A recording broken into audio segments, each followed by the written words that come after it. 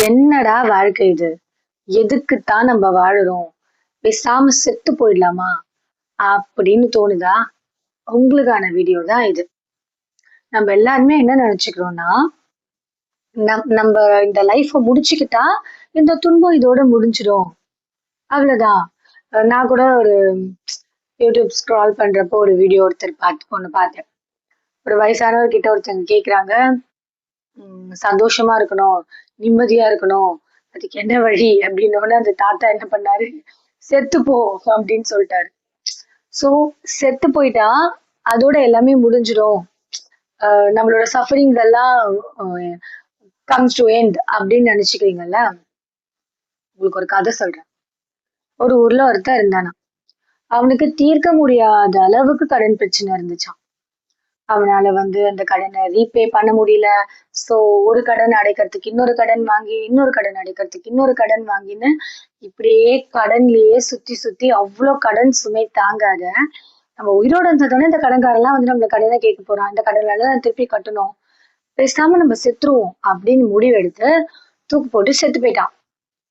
Okay, செத்து போனவன் இன்னொரு குடும்பத்துல போய் பிறக்கிறான்.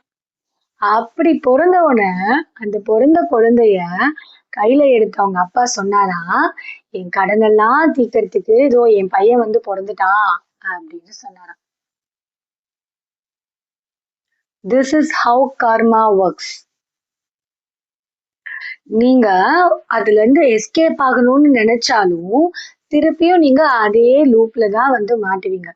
The only way to handle karma, அத நாம அக்செப்ட் பண்ணி அனுபவிச்சு முடிக்கிறது தான்.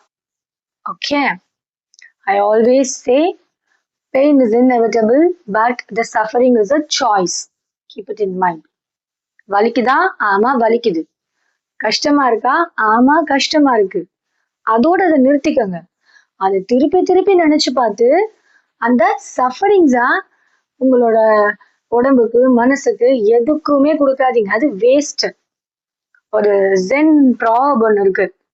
ஒரு மனுஷனும் 2 வாட்டி கவலைய ஃபீல் பண்றான் அப்படின்னு.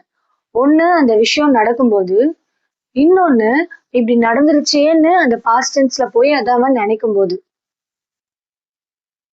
சோ நடந்துருச்சுன்னா அது நடந்துருச்சுன்னு அந்த பாஸ்ட் அப்படியே பாஸ்டோட விட்டுட்டு அப்படியே பிரசன்ட்ல வாழ பாருங்க. ஃபியூச்சரை நினைச்சும் பயப்படாதீங்க. Okay, think about it.